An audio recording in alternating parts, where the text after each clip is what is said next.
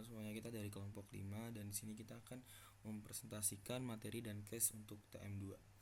Nah, pada pertemuan kali ini tuh kita akan membahas mengenai distinctive characteristic of service operation. Nah, topik ini tuh sangat penting ya karena operasi jasa itu memiliki karakteristik yang berbeda secara mendasar dibandingkan dengan manufacturing. Perbedaan ini tuh menyebabkan dari pengelolaan perusahaan jasa membutuhkan pendekatan yang berbeda pula. Selanjutnya kita akan masuk ke karakteristik pertama. Karakteristik pertama itu bisa disebut dengan immutability atau tidak berwujud, di mana jasa itu tidak bisa dilihat, disentuh atau disimpan sebelum dikonsumsi. Berbeda dengan produk fisik yang bisa diuji sebelum dibeli, jasa hanya dirasakan setelah diberikan. Terus selanjutnya itu karakteristik yang kedua adalah inseparability, yaitu produksi dan konsumsi terjadi secara bersamaan. Apa maksud dari konsumsi dan produksi itu terjadi secara bersamaan? Dalam jasa itu, pelanggan hadir ketika layanan diproduksi. Contohnya, saat dosen mengajar, mahasiswa langsung menerima jasa tersebut. Atau ketika dokter memeriksa pasien, di mana layanan terjadi saat itu juga. Nah, implikasinya itu interaksi antara karyawan dan pelanggan menjadi bagian dari kualitas itu sendiri. Maka dari itu, frontline employee atau karyawan garis depan memegang peran yang sangat strategis. Karakteristik ketiga itu ada heterogeneity atau variabilitas yang tinggi, yang dimana kualitas jasa sulit untuk benar-benar konsisten karena sangat bergantung pada siapa yang memberikan layanan, kapan layanan diberikan, dan dalam kondisi apa layanan diberikan. Dua pelanggan yang datang dalam waktu berbeda bisa saja mendapatkan pengalaman yang berbeda juga. Oleh karena itu, perusahaan jasa perlu memiliki standar operasional prosedur yang jelas, pelatihan SDM yang baik, serta budaya pelanggan yang kuat untuk meminimalisasikan perbedaan kualitas. Yang karakteristik keempat adalah perishability, yaitu jasa tidak bisa disimpan atau diinventariskan. Jika hari ini itu tidak ada pelanggan, maka kapasitas yang tidak terpakai akan hilang begitu saja. Contohnya seperti kursi pesawat kosong, hari ini tidak bisa dijual besok, pasti hari ini ya hari ini. Jam konsultasi dokter yang kosong tidak bisa disimpan untuk hari berikutnya. Inilah mengapa manajemen kapasitas dan pengelolaan permintaan menjadi sangat penting dalam operasi jasa.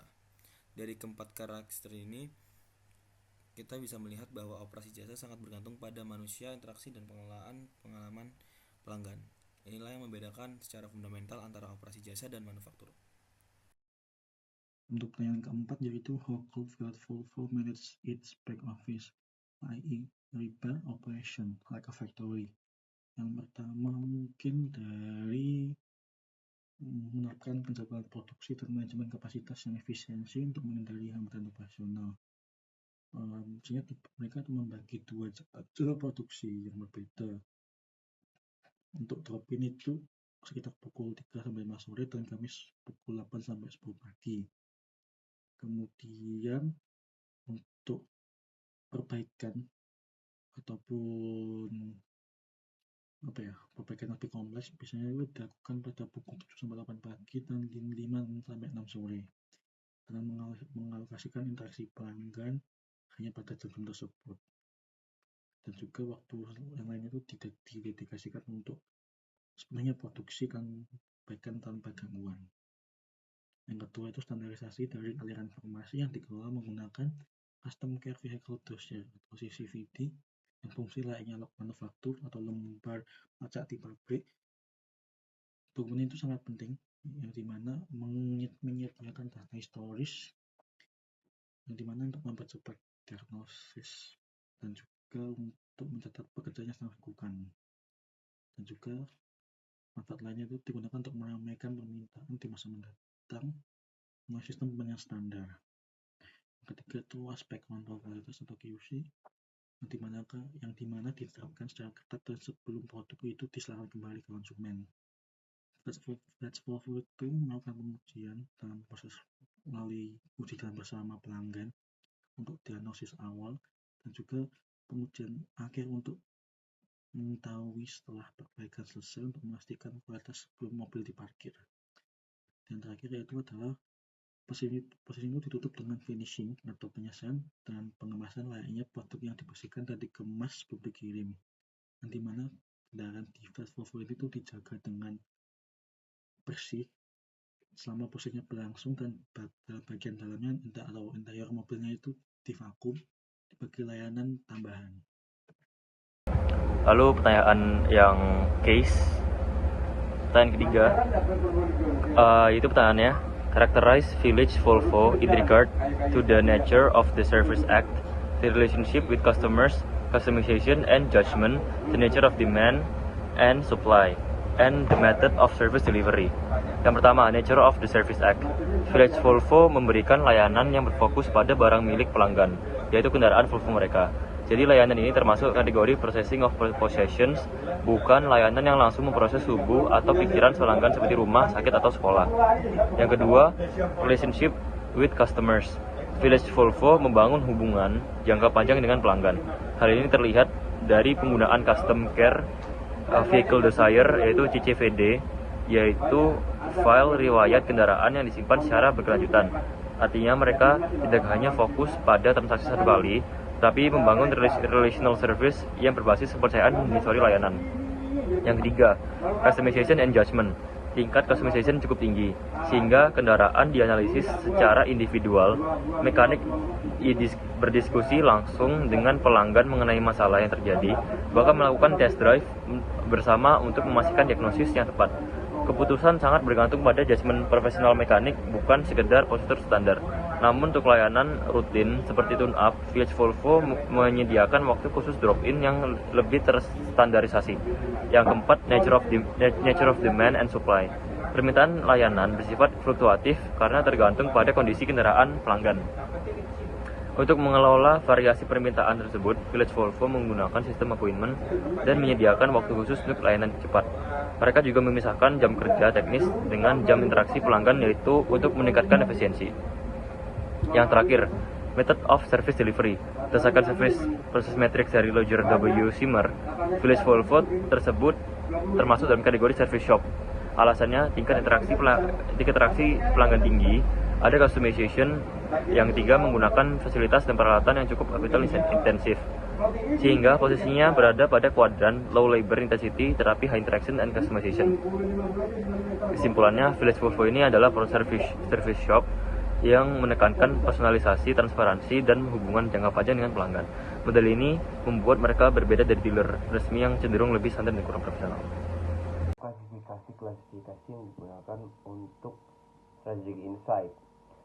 Nah, klasifikasi ini itu bertujuan untuk membedah kompleksnya industri jasa supaya kita tuh bisa menemukan pola strategis yang melampaui batas-batas industri konvensional atau cross industry insight.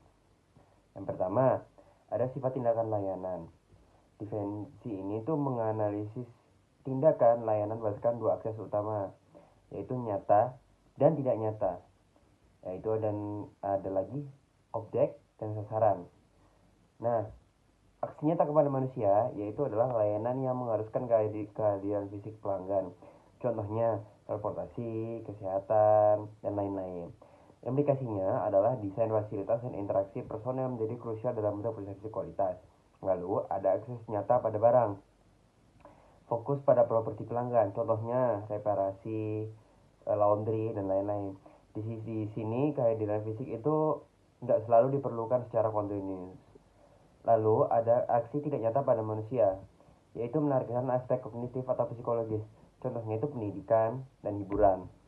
Lalu ada aksi tidak nyata pada aset, yaitu pemrosesan informasi atau nilai legal. Contohnya itu jasa keuangan, asuransi, notaris, dan segala macam. Lalu yang kedua, itu ada hubungan dengan pelanggan atau relationship with customer. Jadi ini tuh menyoroti struktur interaksi antara penyedia jasa dan pengguna. Ini tuh membedakan antara hubungan berbasis keanggotaan membership dan dengan transaksi yang bersifat lepas, itu transaksional. Keunggulannya, organisasi yang mampu membangun basis data pelanggan ini memiliki keunggulan kompetitif dalam melakukan pemasaran segmen. Nah, dan juga mereka itu punya loyalitas dan retensi. Melalui program loyalitas, perusahaan itu dapat memitigasi ketidakpastian permintaan dan meningkatkan consumer lifetime value. Lalu yang ketiga ada customisasi. Analisis ini itu mengevaluasi sejauh mana layanan dapat disesuaikan dengan kebutuhan spesifik individu. Terdapat dua variabel penentu, yaitu kapasitas adaptasi sistemnya, itu sejauh mana karakteristik layanan memungkinkan adanya variasi. Lalu yang kedua itu ada implikasi operasional. Jadi semakin tinggi tingkat kustomisasi, semakin besar kebutuhan akan pelatihan personil dan fleksibilitas sistem operasional yang seringkali berdampak pada struktur biaya. Lalu yang keempat, ada sifat permintaan dan kapasitas. Nah, di sini tuh kita membahas tanaman fundamental dalam manajemen operasional jasa, yaitu sifat jasa yang tidak dapat disimpan. Yang pertama, ada volatilitas permintaan. Jadi perusahaan itu harus mengidentifikasi apakah fluktuasi permintaan itu bersifat siklis atau acak. Lalu yang kedua, ada sinkronisasi penawaran. Jadi strategi yang diperlukan untuk mencakup pengelolaan kapasitas atau pengelolaan permintaan melalui kebijakan harga diferensial untuk meratakan hubungan puncak. Lalu yang terakhir itu ada metode penyampaian layanan. Nah, dimensi ini tuh mempertimbangkan aspek geografis dan aksesibilitas. Fokusnya adalah pelanggan itu harus mendatangi penyedia. Nah, penyedia mendatangi pelanggan atau transaksi dilakukan pada jarak jauh. Nah, dalam dimensi ini itu ada dua, yaitu transformasi digital. Kemajuan teknologi informasi telah menggeser banyak layanan dari interaksi fisik menuju transaksi elektronik yang meningkatkan efisiensi operasional sekaligus memberikan keamanan dan kenyamanan bagi pelanggan. Lalu yang terakhir itu ada skalabilitas, yaitu penggunaan situs ganda atau multi-process yang menurut standarisasi yang ketat itu guna menjaga konsistensi kualitas di berbagai lokasi. Baik, selanjutnya di sini saya akan menjawab pertanyaan dari case ya. Di ini saya akan menjawab pertanyaan nomor 1 dan 2. Pertama nomor 1 yaitu pertanyaannya describe Village Volvo Service Package. Yang dimana dalam konsep di buku itu service package itu terdiri dari 5 elemen utama, yaitu supporting facility, facilitating goods, information, explicit service, dan implicit service. Nah, sekarang kita aplikasikan pada Village Volvo ya, yang dimana Volvo itu kan menekankan layanan personal dan kepercayaan pelanggan. Nah, yang pertama tuh seperti supporting facility. Ini adalah fasilitas fisik yang mendukung layanan. Pada Village Volvo, fasilitas berupa bengkel, peralatan perbaikan khusus Volvo, ruang tunggu, serta lokasi usaha yang mudah diakses. Yang kedua tuh dalam bidang facilitating goods. Ini adalah barang yang digunakan atau dikonsumsi dalam proses layanan.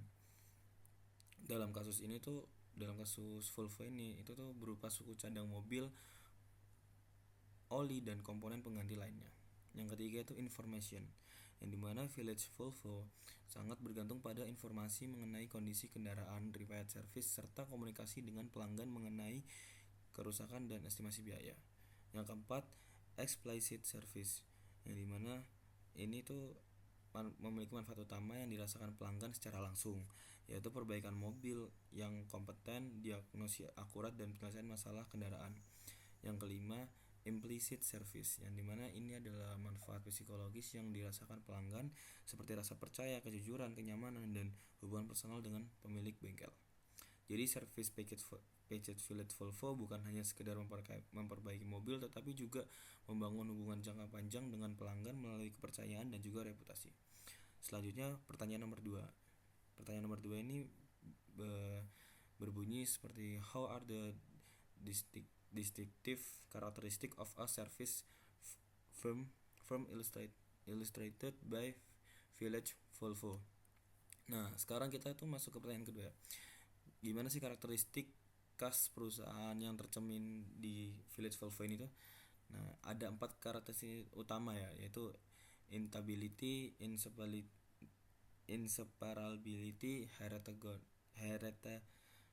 heterogeneity, dan juga perishability. Nah, yang pertama itu intangibility, yang dimana itu layanan bengkel tidak bisa dilihat hasilnya sebelum proses selesai. Nah, pelanggan harus mempercayai mekanik bahwa perbaikan dilakukan secara benar. Dan karena itu tuh reputasi kepercayaan menjadi sangat penting bagi Village Volvo. Yang kedua itu inseparability, yang dimana tuh proses pelayanan terjadi saat pelanggan hadir atau berinteraksi langsung dengan pemilik bengkel. Interaksi ini menjadi bagian dari kualitas layanan itu sendiri, hubungan personal antar pelanggan dan pemilik pemilik bengkel menjadi nilai tambah utama.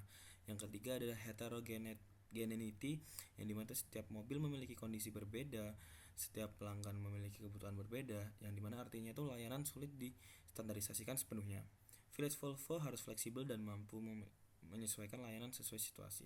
Dan yang keempat itu ada perishability, yang dimana itu jika tidak ada mobil yang diservis hari itu, kapasitas bengkel tidak dapat disimpan untuk hari berikutnya.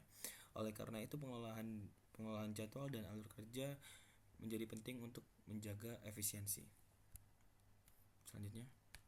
Selanjutnya itu paket jasa atau the service package.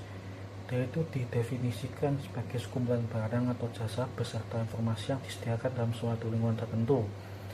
Kumpulan itu terdiri dari 5 fitur, yaitu adalah fasilitas pendukung, barang fasilitasi, informasi, layanan eksplisit, dan layanan implisit. Nah, yang pertama itu fasilitas pendukung. Mungkin kayak sumber daya fisik yang harus ada sebelum layanan dapat ditawarkan. Mungkin kayak rumah sakit, pesawat terbang, atau mungkin kayak gedung, kelas, ya, begini tuh. Yang kedua itu adalah barang fasilitasi, yang dimana itu materi yang dapat dibeli atau dikonsumsi oleh pembeli, atau mungkin barang-barang yang disediakan oleh pelanggan, mungkin tongkat golf, seki atau makanan, suku cadang mobil, motor, dokumen, mungkin atau perlengkapan medis. Yang ketiga itu informasi, mungkin data yang tersedia dari pelanggan atau penyedia untuk memungkinkan layanan yang efisien dan disesuaikan. Mungkin contohnya rekam medis pasien elektronik, situs web maskapai, atau mungkin hotel yang dimana menunjukkan kamar kosong, dan juga untuk maskapai mungkin menunjukkan kursi yang kosong yang tersedia dalam penerbangan tersebut. Yang keempat itu adalah layanan eksplisit, yang dimana itu manfaat yang dapat diamati langsung mungkin dari indera, dan terdiri dari fitur esensial atau intrinsik dari layanan tersebut. Mungkin mungkin mobil yang berjalan mulus setelah ditune up atau diservis, atau mungkin waktu respon dari servis respon dari pemadam kebakaran. Yang kelima itu layanan implisit, yang dimana mungkin manfaat psikologi yang mungkin hanya dirasakan oleh beberapa atau secara samar bagi beberapa pelanggan, mungkin atau fitur implisit dari layanan tersebut. Ya, contohnya mungkin kayak status gelar dari universitas, mungkin privasi kantor pinjaman, atau mungkin perbaikan mobil yang bebas dari rasa khawatir. Nah, semua fitur itu tuh dialami oleh pelanggan dan membentuk dasar dari persepsi mereka terhadap layanan tersebut. Nah, mungkin ini sangat penting ya bagi manajer jasa, yang dimana itu untuk menawarkan pengalaman yang total ataupun sepenuhnya bagi pelanggan yang konsisten dengan paket jasa yang diinginkan. Selanjutnya adalah grouping services by delivery process. Jadi pada materi ini kita membahas bagaimana jasa dapat dikelompokkan berdasarkan proses penyampaiannya menggunakan service process matrix yang dikembangkan oleh Roger W. Sissemer. Materi ini mengelompokkan jasa berdasarkan 2 dimensi utama. Pertama, degree of labor intensity, yaitu dibandingkan antara biaya tenaga kerja dengan biaya modal atau investasi peralatan. Kedua, degree of customer interaction and customization, yaitu beberapa besar interaksi pelanggan dan seberapa jauh layanan disesuaikan dengan kebutuhan individu. Berdasarkan 2 dimensi tersebut, jasa dibagi menjadi 4 kategori. Service factory, yaitu rendah interaksi dan rendah labor intensity. Service shop, tinggi interaksi tetapi masih cukup capital intensif. Mass service, tinggi labor intensity tetapi rendah customization.